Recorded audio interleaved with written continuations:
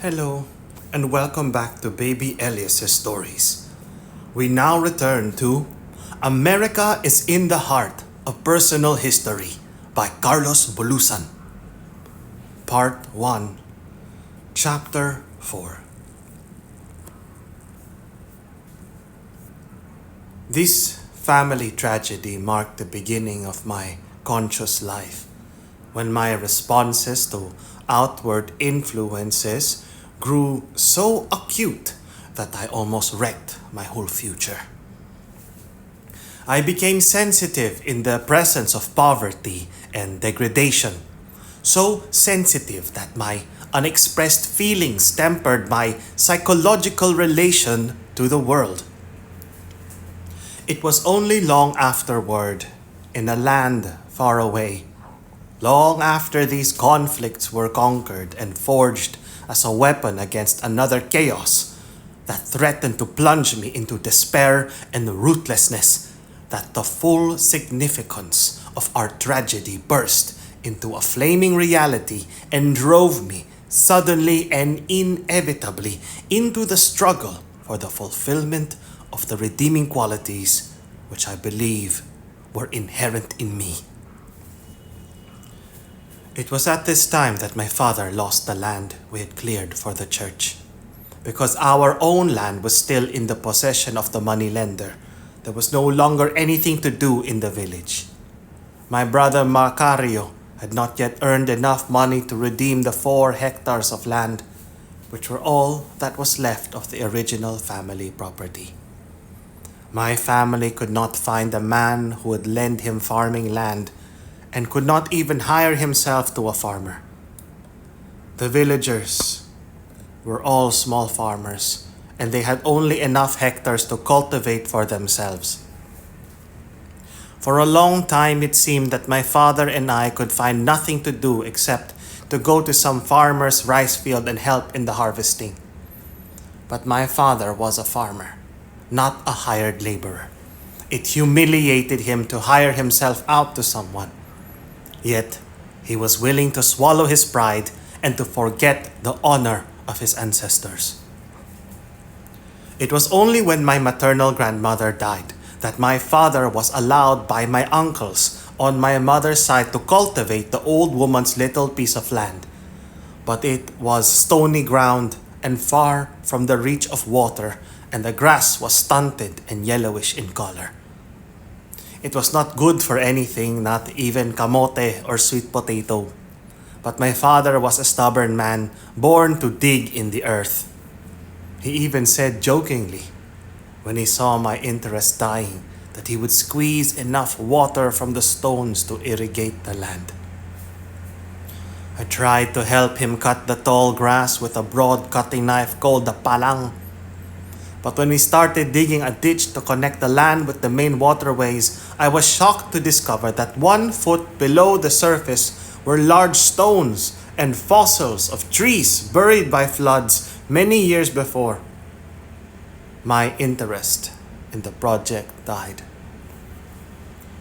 "I think you should go to town and live with your mother," said my father. "Besides, it is high time for you to go to school. I will try to farm alone." "I will come back and help you again," I said. "I will call you when I need you, my son," said my father.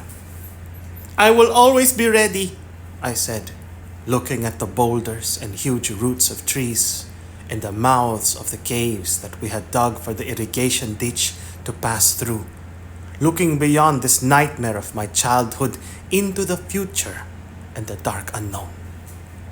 "Goodbye, son," said my father sadly. "Come to the village once in a while when you feel like helping me." "I will, father," I said. But I knew it was the end of my life in Mangusmana, the end of the bitter days of childhood. It was actually the end of my life with my father, the end of my farming life in the Philippines, the end of blinding heat and heavy rains. I was leaving all of my childhood now, leaving forever to face the demands of sudden manhood and there was no return journey anywhere. I knew I could not go back to Mangusmana, and my father knew it too because he had witnessed it before, when my other brothers went the way I was going, away from him and his earth forever. When I arrived in Binalonan, the overland highway was under construction and a few people of the town were employed. The new road connected Manila in the south with the beautiful summer city of Baguio in the north. Hundreds of men and women were working on it, pounding the gravel into the sand with flattened pieces of wood. At night, when there was a bright moon, their pounding was like the distant roar of the sea. There was only one crushing machine in the 10-kilometer stretch under construction, but it was used in the daytime for leveling the ground that had been pounded by the men and women working through the night. I went to the capataz, or foreman, of the construction gang and asked for a job.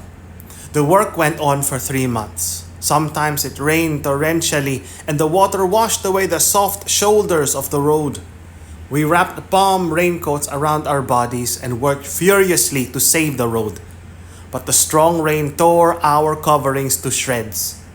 We discarded them and went on working without protection in the total rain. But sometimes it was so extremely hot we could hardly see what we were doing. The heat rose from the sand and stone like steam and hurt our eyes. It made the foreman irritable and angry, so we worked harder only to drop on the road from exhaustion. But on the moonlit nights, the children in the neighborhood came out with rice pestles and helped us without asking for any compensation. It was fun for them to work with us before they went to bed. We worked on toward the river that separates Binalonan and Puzorobio, until one day the water came rushing upon us. I was swept away into a deep bend of the river and was pasted there against the bank, struggling. I was told afterward that 3 men had hung on ropes tied to the huge mango tree near the river and reached for me. When I regained consciousness, I was laying on a soft grass mat in our house. It was 2 days after the accident, and the road had been finished. The foreman came to our house and gave me my salary, plus a small bonus. I gave it to my mother, and my father took it from her. Then, putting our earnings together, he went to the money lender. It was the first payment on our land. One day, my brother Macario came home from school and saw me in bed. "You should not work too hard at your age, Alos," he said. "Did you bring home a book with pictures?" I asked. "Sure," he said, "but you should wait until you are better." "I would like to look at the pictures now," I said. He went to the kitchen and came back with the oil lamp. He sat on the floor beside me.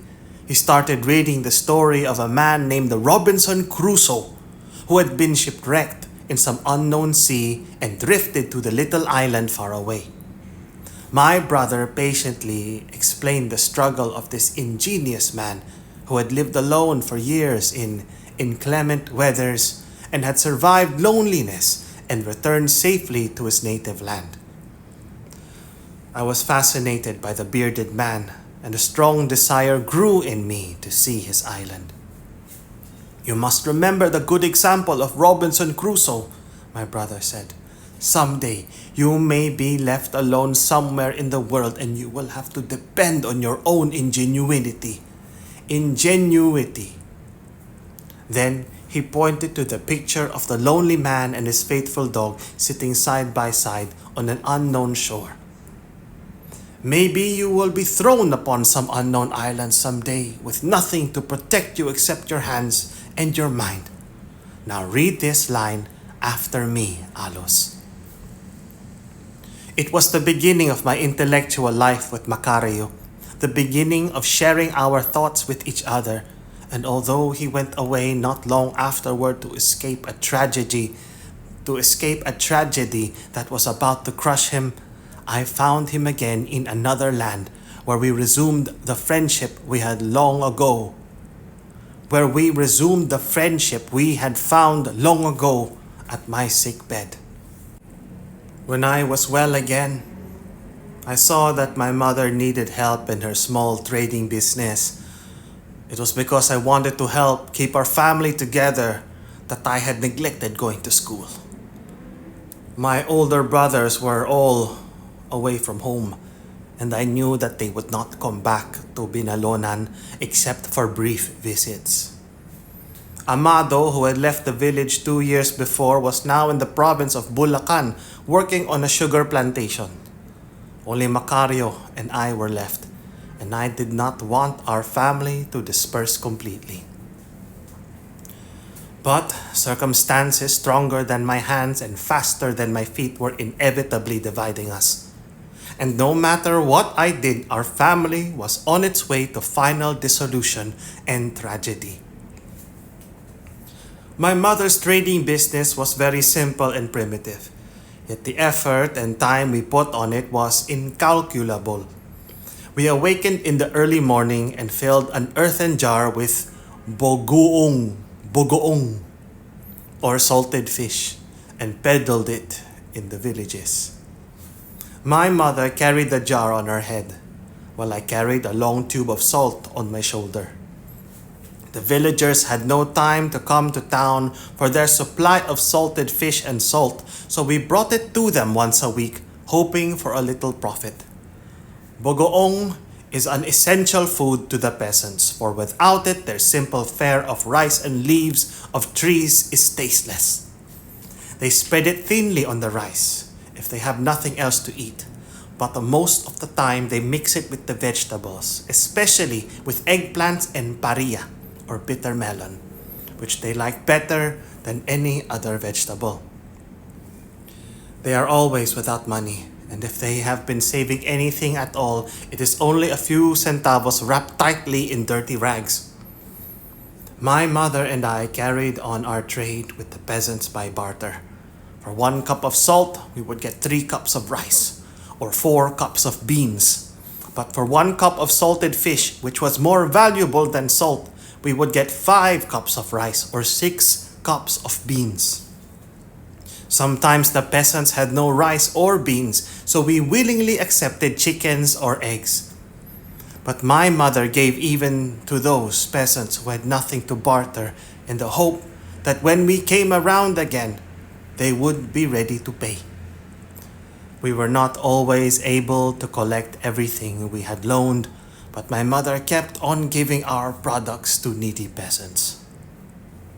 It was during this period that I came to understand my mother's heart.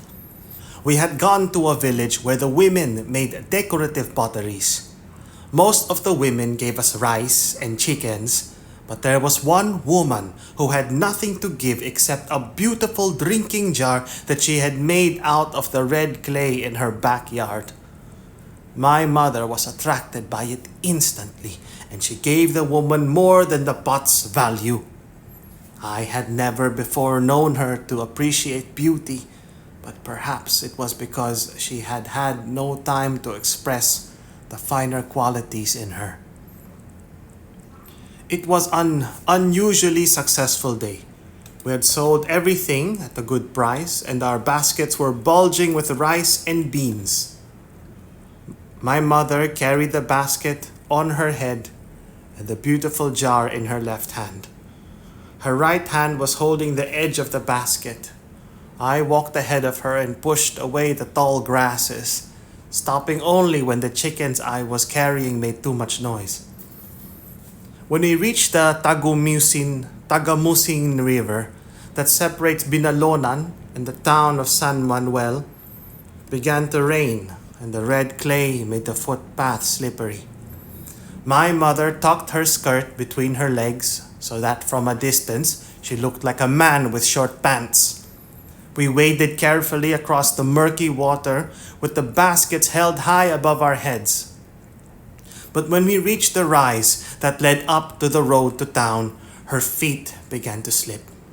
She dug her toes into the mud and held desperately onto the beautiful pot, but she kept slipping back to the water. She was like a woman rolling on a pair of skates, slowly moving downward without losing her balance. Then suddenly she lost her grip on the jar and it rolled into the water. My mother wanted to turn her head to see what happened to it, but could not because she would have spilled the rice in the basket. Slowly and carefully she climbed up the rise, holding her head high and straight, digging the toes of one foot after the other into the mud and clutching the bank with her left hand. When she reached the level of the road, she heaved the basket to safety. The jar was floating down the river. My mother slid down the mud, rushed into the water, and came back to the footpath, wiping the undamaged jar with her skirt. When we arrived home, I told the story to my brother Macario, who burst into laughter. Alos! Stop that now! Said my mother. My mother and I had another experience, a sad one, in a village called Kaboloan, where the poorest peasants lived on a barren land. The women asked for credit, or if refused, paid very little. When Saturday came around and our debtors saw us walking into the village, they started hiding in their empty granaries or pretended to be sick. One woman came down from her grass hut trembling and looking very hungry and ill. I have not tasted bogoong for a long time, she told my mother. You can taste it now, said my mother, pretending not to know that the woman wanted credit. Finally, the peasant said, I have nothing to barter because I am all alone and I am sick. My mother did not say anything. She was thinking of the next payment on our land. Then the woman said pathetically, Cannot I even dip my hands into it? What good will it do you, old woman? I said, noticing that her hands were cracked in places. You know that the bogoong will hurt your hands the moment you touch it. The woman looked at me blankly. Then she ran into her house and came back with a small earthen bowl half filled with water. Quickly she put her hands into my mother's can of salted fish, and taking them out as quickly, she washed them in her bowl of clean water. There was agony in her face. When the water had reached the deepest recesses of the cracks in her hands, the woman looked at me with forgiving eyes. Suddenly she lifted the bowl to her mouth and drank hungrily of the water where she had washed her hands that had been smeared with salted fish. When it was empty, she scraped the sediment in the bottom of the bowl with her forefinger. Then she rushed into her hut to look for rice. I wanted to laugh because it was so comical, but my mother looked at me with angry eyes. Someday you will understand these things, she said, looking up at the house. Then she knelt on the ground, lifted the basket, and put it expertly on her head. I followed her slowly down the road. Chapter 5. I had come upon another world that was to become a foretaste of my later struggles for a place in the sun. Selling bagoong and salt with my mother gave me an opportunity to meet many people and to become a part of their lives. I became intimate with the obsession for food, and this too was to become a part of my life. Many of the peasants were starving, but like my family, they were full of pride. They promised to pay their debts at a certain time when they knew well enough that they could not afford to pay. But my mother was a patient and trusting woman. Even when our profit for a day's work was only 20 centavos or 10 cents, her interest in our business never diminished. I do not know now why we began going to the town of Puzorobio. Early one morning, my mother woke me up and told me that we would go there to sell beans. The town was much nearer than Binalonan, to Dagupan. The town was much nearer than Binalonan to Dagupan, where salted fish was the principal product. So my mother figured that beans would bring us more profits there than at our public market. Like my father, she could not read or write, but her practical sense was sharper than most of those who had learned to read. Her common sense had kept our family going for many desperate years. It was 5 in the morning when we started with big baskets of beans on our heads. The overland highway had just been finished on our side of the Kataklan River. But beyond it and on to Pozorobio, it was still muddy. We waded through this dangerous road, holding onto each other firmly to keep from falling. And sometimes in our intimate grasp, we communicated a rare and lovely understanding.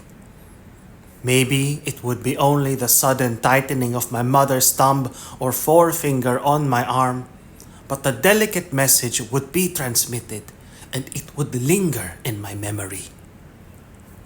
Sometimes it was the frantic trembling of her arm, when her foot would slip and the basket almost fall from her head, and she would stifle a cry of sudden fear. And I would feel it, the unmistakable cry for help between two suffering people. When we arrived at our destination, we knew at once that we would have a good day. It was always raining there, a warm, gentle rain. While my mother sat in the booth behind her 2 baskets of beans, I stood on the cement pavement and watched the buyers going by.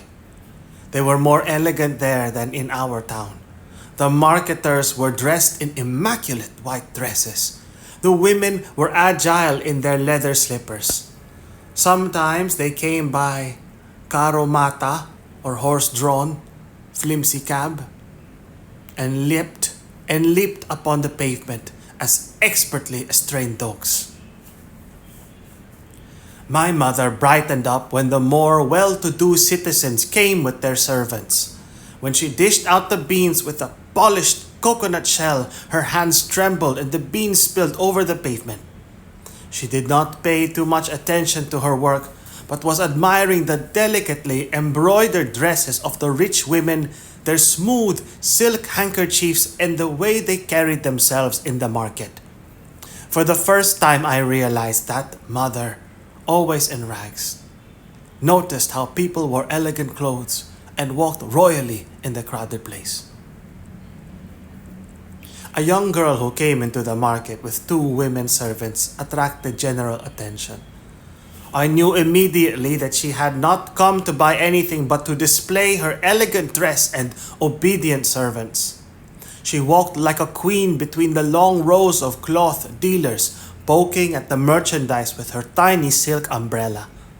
Then, having poked every roll of finery, she turned and came to our side of the market, and the traders of beans and rice looked up from their baskets, trembling with envy and admiration for the beautiful creature.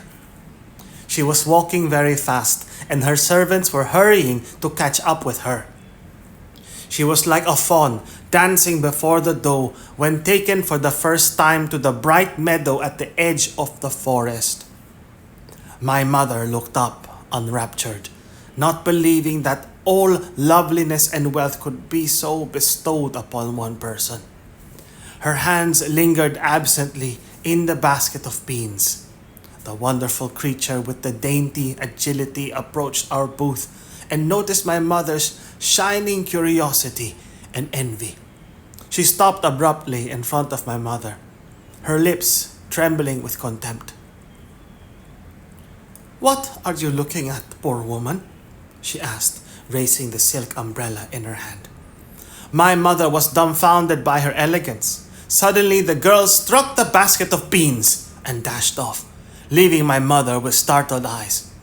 The basket toppled over on the pavement and the beans were scattered. My mother crawled on her knees, scooping up the beans into the basket. "It's all right. It is all right," she kept saying. "It is all right." I knelt on the wet cement, picking out the dirt and pebbles from the beans.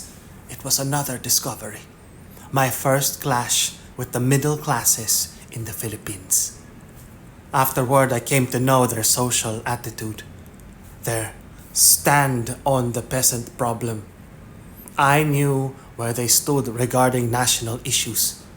I hated their arrogance and their contempt for the peasantry. I was one peasant who did not crawl on my knees and say, "It is all right, it is all right." Our trips to Pozorobio were always successful. We were inspired to awaken earlier on weekdays. We went to the peasants in the villages and traded with them. We piled the beans and rice in our house. But when Saturday came, we went to Pozorobio. Then a great misfortune came upon us. It had been raining all day, and the better customers would not come to the market because it was too wet for their beautiful clothes. Only the poor people came with a few centavos to buy a pinch of salt. Toward 5 o'clock, our baskets of beans were still untouched, and we started the long journey homeward. When we came to the river, it was beginning to flood. I stood at the edge of the embankment, wondering if we would be able to cross it. It was the same river which had swept me away some months before when I was working on the highway. I kept thinking of our basket of beans. My mother started for the water, holding the basket on her head with both hands. She no longer cared about her skirt. I followed close behind. It was easy for the first few yards. The water was still shallow and slow, but when we came to midstream, it reached my mother's neck. Suddenly she stopped and ordered me to go ahead. I raised the basket as high as my hands would go and circled around. I looked like a floating mushroom. My head was completely submerged, but I reached the other side of the river safely. Then my mother proceeded to cross. She had gone past the danger zone when her foot caught on a stone in the bottom of the river. I saw the basket of beans disappear into the water, and then, in a little while, it came up and floated down the river. My mother turned about and dove into the water, trying to scoop up the beans that were swiftly carried away by the strong current. When she realized that it was impossible to save anything, she swam after the basket and came back with a handful of beans. She stood on the river bank for a long time, watching the rising water. This incident ended our trips to Pozorobio. My father had taken back our farm, but he still had several more payments to make. He had finally given up the stony ground which belonged to my grandmother. Sometimes he came to town with a sack of vegetables, and after picking out the choicest tomatoes and eggplants, my mother sold the rest in the public market. Sometimes my father came with a sack of peanuts, which I would roast in a pile of heated sand. My mother would also sell the roasted peanuts. After a while, we had saved enough money to pay for the next installment on our land. It was during this period that my mother and I began going to San Manuel, noted for mangoes or yellow beans. Noted for mongos or yellow beans. Harvest season came in the middle of summer, long after the rice was put away. We went to San Manuel on Mondays and picked mongos, returning to Binalonan on Saturdays with our share.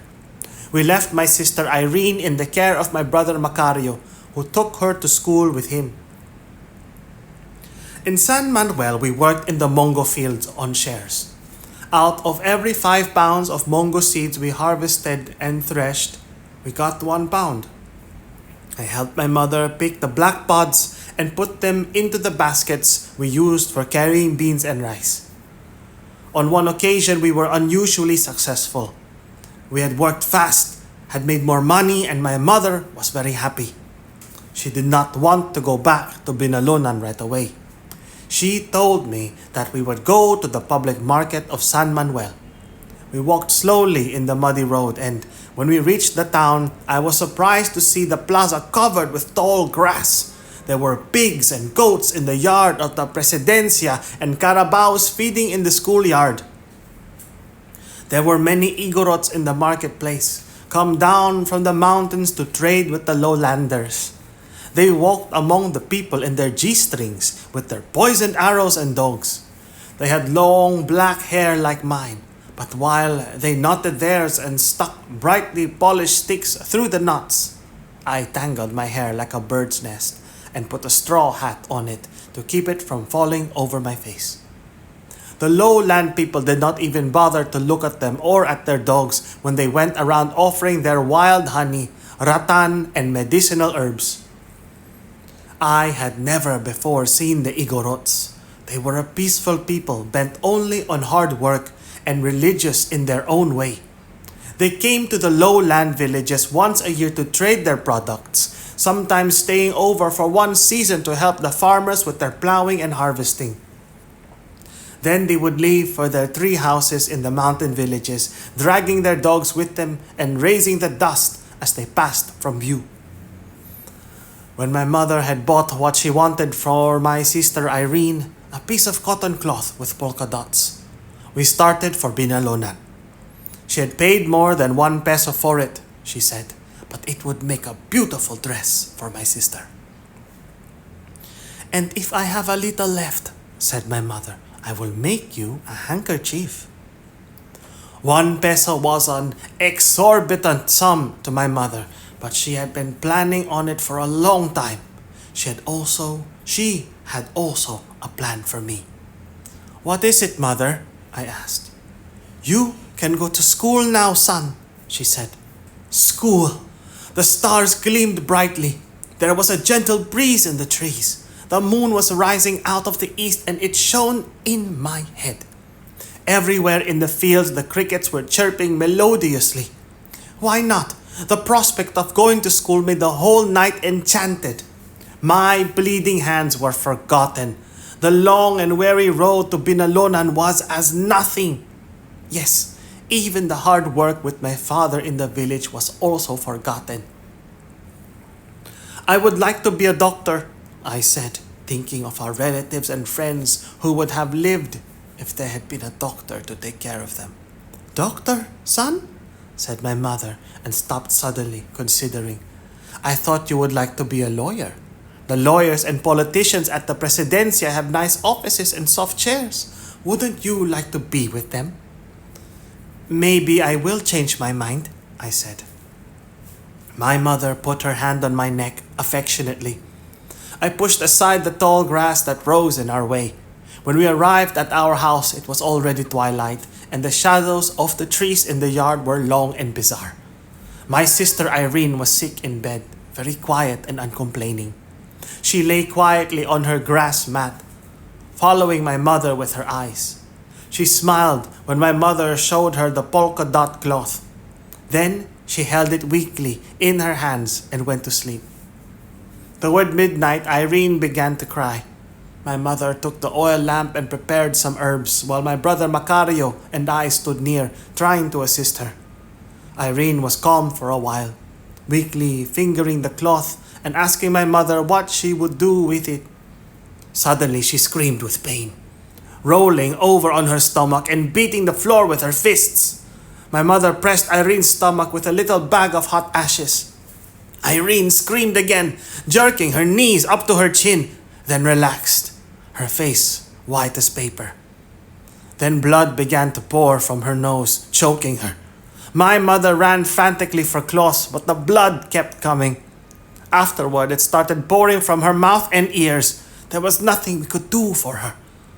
In a few minutes, she died like an animal that has been strangled with a rope. My mother looked at us helplessly. Then she knelt beside Irene, holding the polka dot cotton cloth. For a long time, I heard my mother weeping softly on her mat. I decided I would work hard and become a doctor. Chapter 6. After the death of my sister Irene, one misfortune after another fell upon our family. We were eating lunch one day when a young girl came to our house and sat in the living room, waiting for my brother Macario.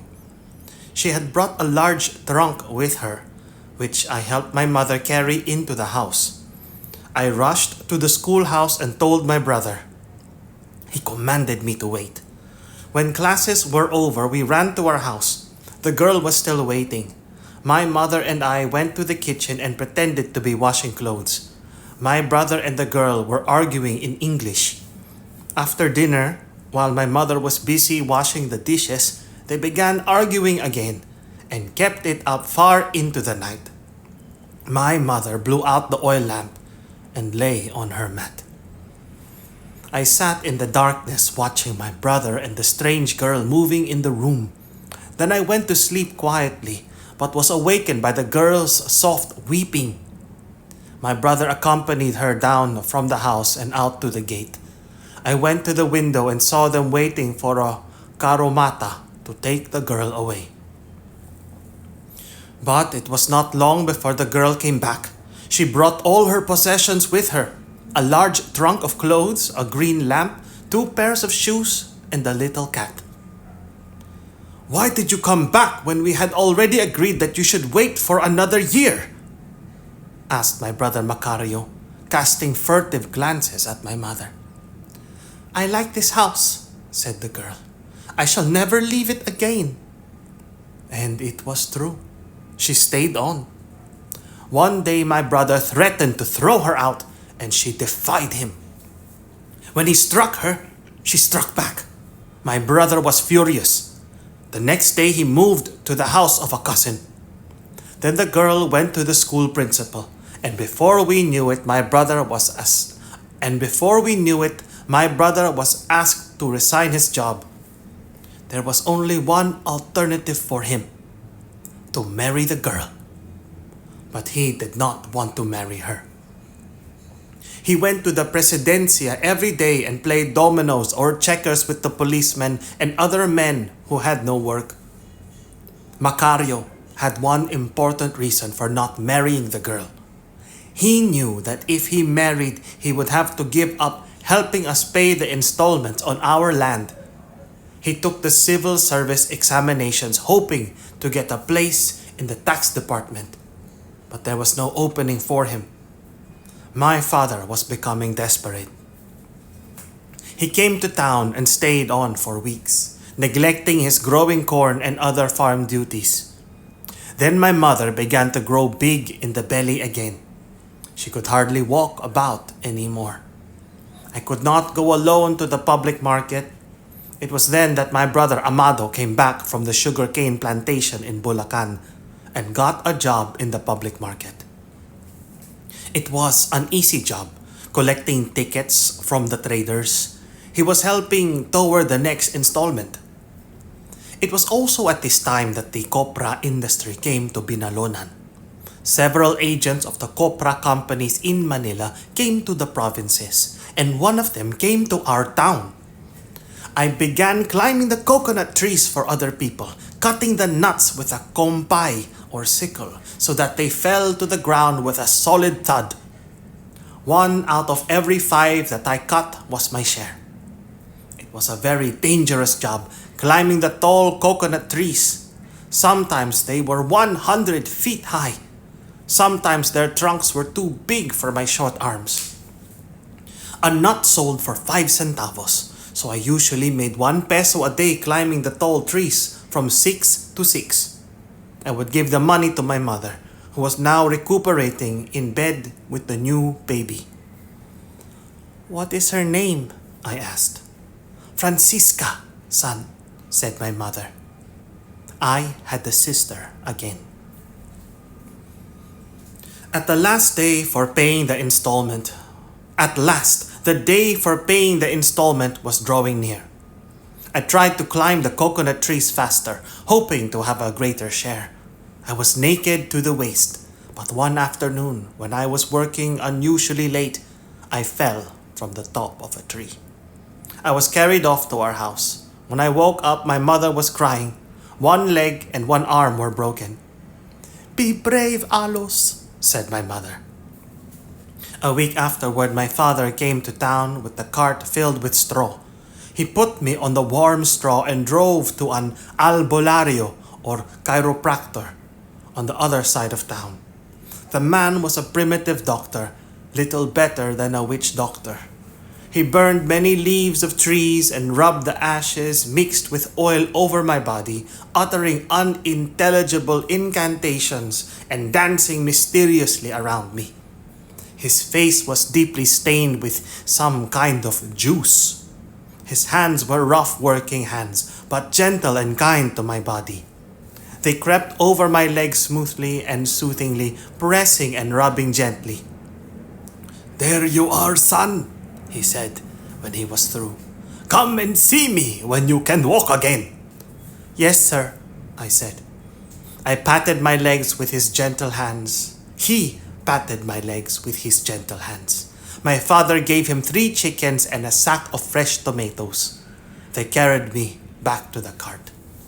"Goodbye and good luck," said the albulario. I knew that I would get well and walk back to his house. There was something about him that made me feel sure. My bones began to knit together, and in 2 months I was able to move my arm and leg. I looked forward to the day when I could visit the old man.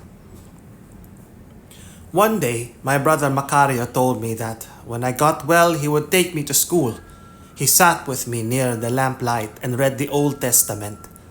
He read the story of a man named Moses, who delivered his persecuted people to safety in another land. "When did this tragedy happen?" I asked. "A long time ago," he said. "Who was Moses?" "He was a wise Jew. His moral code was obeyed by his people for centuries." "Do we have a man like him in our country?" "Yes, Alos," he said. "His name is Jose Rizal." "What happened to him?" "The cruel Spanish rulers killed him." "Why?" "Because he was the leader of our people." "I would like to know more about Rizal," I said. "You don't realize what it is to be like Rizal," Macario said, looking curiously at me. "I would like to fight for you, our parents, my brothers and sister." "My brothers and sister. You will suffer," Macario said. "I am not afraid," I said. "You will know more about him someday," said my brother, going back to the Old Testament and reading solemnly. It filled me with wonder as he explained the significance of the great men who had died for their persecuted peoples centuries ago. But now he had to go away. We could not read anymore in the lamplight, could not travel through history into other lands and times. Macario would be allowed to teach again without marrying the strange girl, provided he would go to Mindanao. "Where is Mindanao?" I asked. "It is in the south, but not so far away," said my brother. "Are you afraid to go?" I asked. "I will be brave like you, Alos," he said. "And maybe when you grow up, I will ask you to visit me." "I will come," I said. "Goodbye, little brother," he said. Mindanao was a dangerous land because the native Moros still resented the presence of Christians. They were Mohammedans, although their religion was already fast disintegrating. The faith had been brought by the mercenary Moors from Spain through India during the 11th century. The Moors at that time were at the height of their power and glory, having conquered all the Christian lands in Europe and Asia. They had ransacked and pillaged all the civilized countries of the world as far as the Euphrates River. Following the trail of another insatiable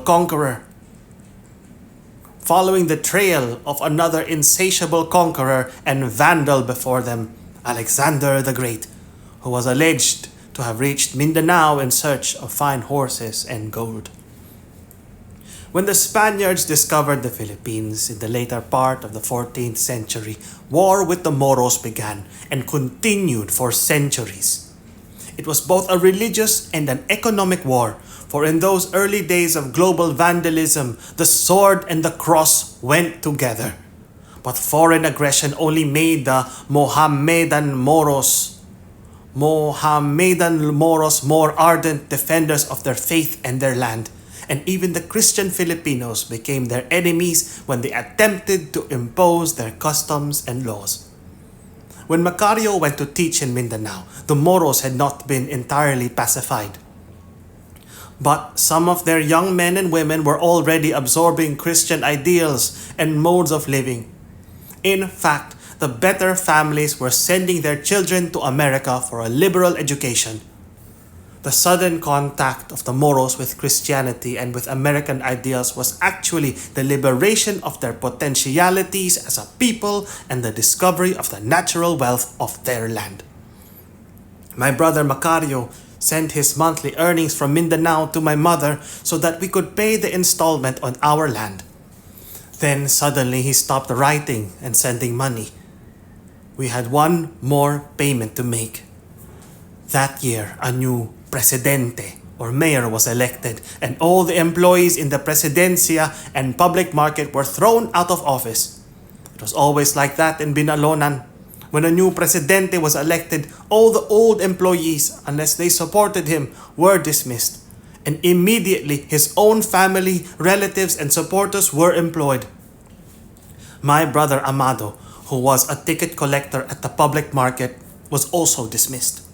He tried to look for a job in the local dance hall where the businessmen and teachers found pleasure, but there was no opening for him, so he worked his way on a ship to America. It was the last time that I saw Amado in the Philippines. Immediately afterward, Macario wrote from Manila that he had not been teaching for some time. The strange girl had followed him to Mindanao and he had escaped to Manila. Now he too was contemplating going to America. My father knew then that it was the end of our family. He was not sure where to get the last payment for our land because the rice was only a foot high and it would be at least 5 months before it could be harvested. The last payment was only 2 months off and none of our family was earning any money, and my mother was big with child again. I limped to school every day carrying my boiled rice and salted fish. I walked 3 miles to the schoolhouse. When I went home in the afternoon, people looked out of their houses and pointed at me. "Look at that Igorot boy," they said. "He is going to school with his long hair. Hey, Igorot!" I did not listen to them. I was too absorbed with my book. The other children taunted me in the schoolyard and threw stones at me, laughing at my long hair and bare feet. I sat attentively in the classroom, listening eagerly to my teacher. I knew that my school days would not last long. I tried to learn everything I could in a short time because I knew I would soon have to stop and go back to work.